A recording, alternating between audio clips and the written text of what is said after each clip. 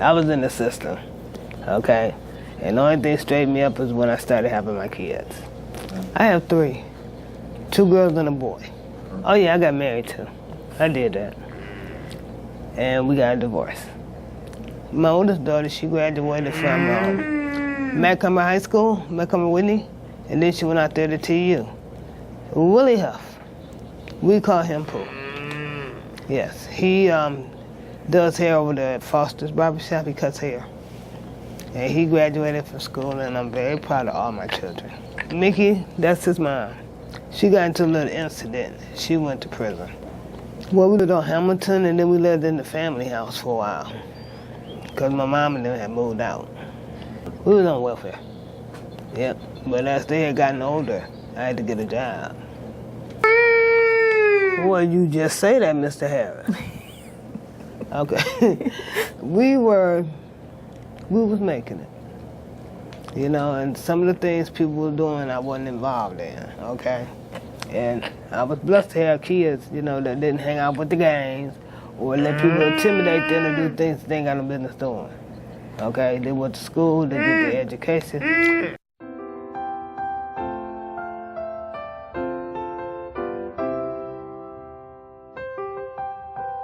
Miggy is my middle child, which I love her very much. And I used to watch Charles when she would go to work and stuff. Mickey was a wild person.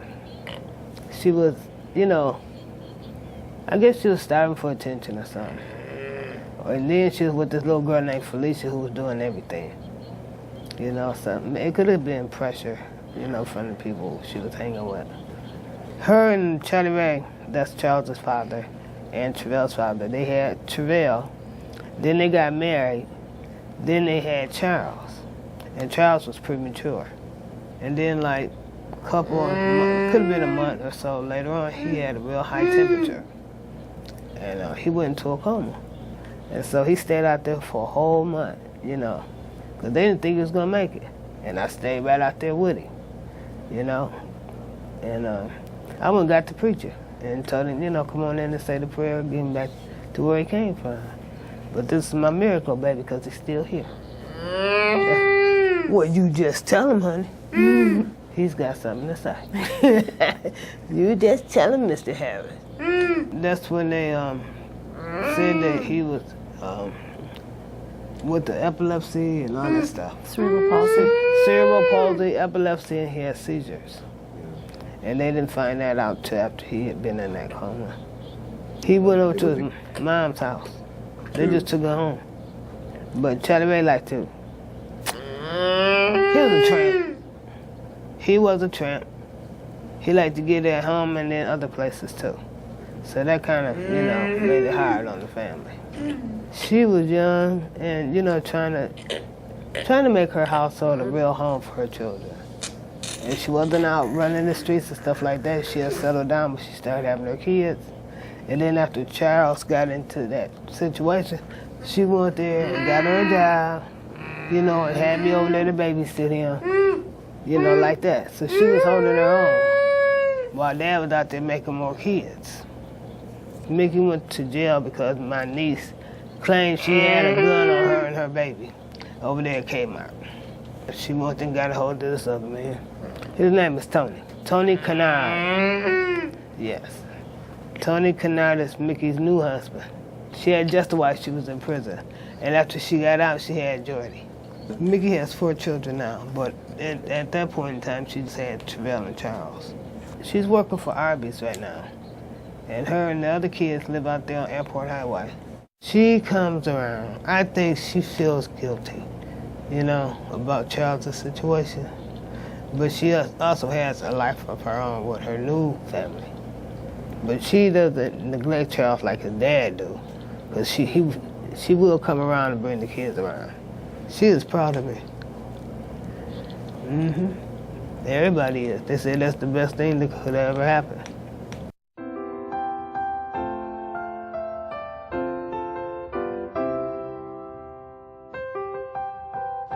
I've been involved with him all his life, but after his mom went to prison and stuff, and she got out, Dad had custody of both boys, and he would not relinquish custody of Charles to Mickey. He just wouldn't do it. I'll tell you why, because the doggone Social Security check. Some kind of way, Social Security gave them too much money because of their income. Charlie Ray has married another woman with 3 more kids. And they went there and was garnishing his check to get that money back that they owed to Social Security. And so like now, since I have Charles, the money comes to me, but they're still taking the money out of his check that Dad messed up with. For Social Security disability, yeah. And then he went there and overdid it and decided to bring Charles to me. The 15th of May, about 6 years ago. He said, here. That's what he said, here. I said, okay. And then he said, I'll bring yourself over. In the meantime, Charles was behind on getting his eyes tested, his baclofen pump. He had a whole lot of medical things that needed to happen. And I think since Charles has been with me, we have seen those people maybe 5 times, if that many times. The reason why I got that house is because I was still watching Charles anyway. He would drop him off at my house when they go out, take his family out and stuff. He would always bring Charles to me.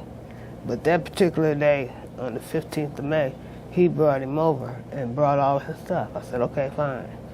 So after that year was up, that's when I got in touch with Leah, and we got in touch with Fanny Effner, which is a lawyer. So I didn't know nothing about all this stuff I learned. And wasn't nobody trying to tell me. Everything that I learned it on my own, asking questions and talking to people. How to care for him, what's his necessities, what to look out for, you know. Like right now, he didn't used to do his leg like that. But now he does because he had the operation. It was really confusing, but it was a blessing too. Because look at that face right there, you know, and all the joy he gives me.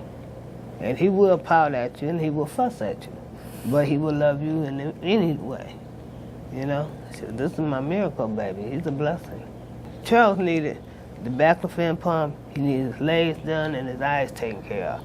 And I couldn't do that with his dad because he would never sign the papers. It was terrible because I would make his appointments, but Dad had to sign off. Dad wouldn't sign off. So as soon as he signed, you know, we went to court and I got custody. I got on the phone, called all these people up and told them. And then, matter of fact, for that whole year, I had started taking him to doctor's offices, appointments, stuff like that. And they gave me a very high recommendation for the judge, you know, to have Charles. And so I have a whole lot of people to thank for that. A whole lot of it happened that first year. I prayed a lot, and I asked questions, you know. And then I looked at Charles and, hey, it's worth it. But look where we are now. My baby came a long way.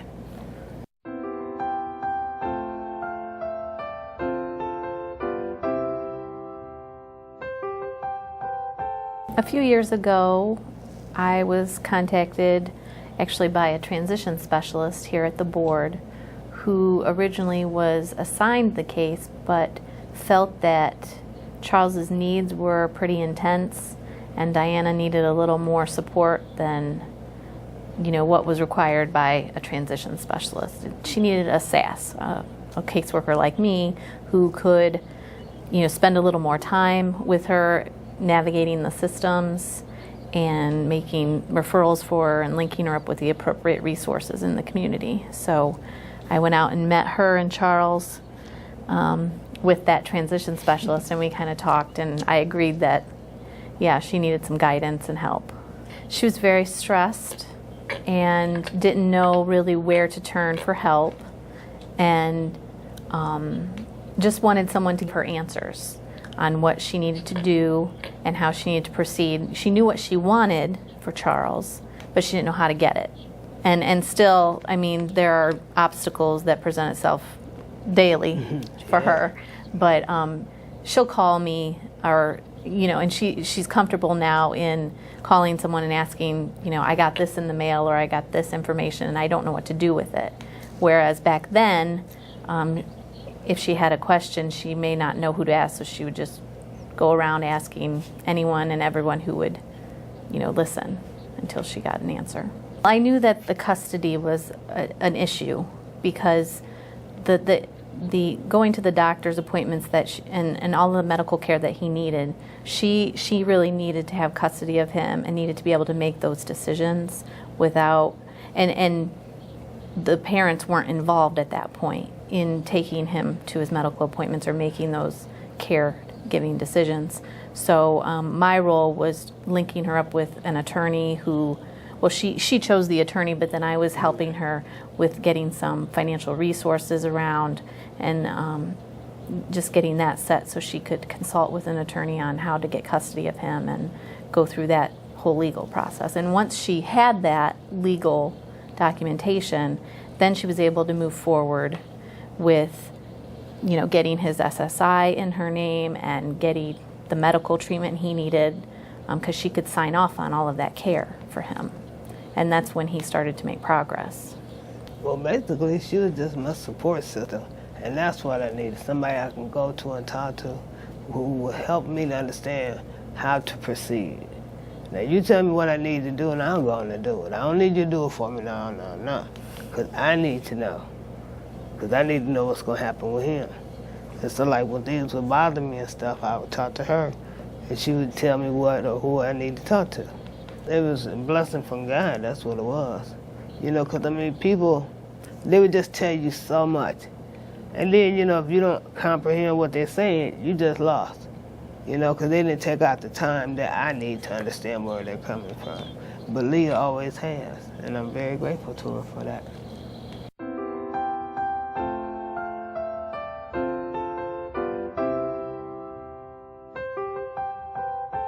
He wasn't able to move real well. He's very stiff.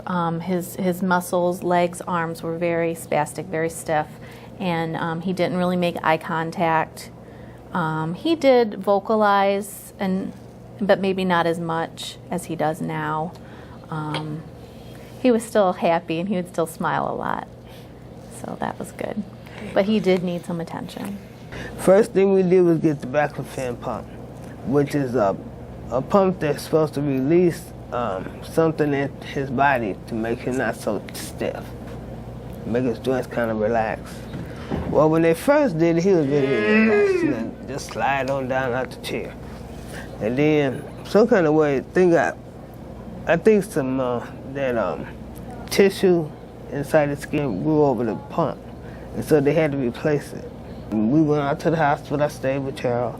I never leave you nowhere by yourself.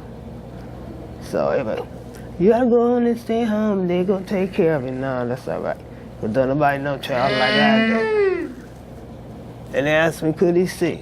And could he hear? Yes, he sees and he hears. Very well, because he hears me. And he sees me. And he will try to communicate. What, honey? What, baby? And he has a turtle shell that he wears, because his spine is crooked. Okay? He has cerebral palsy. And he's pretty low maintenance, but he's got a temper. Well, you tell him. Well, he was getting the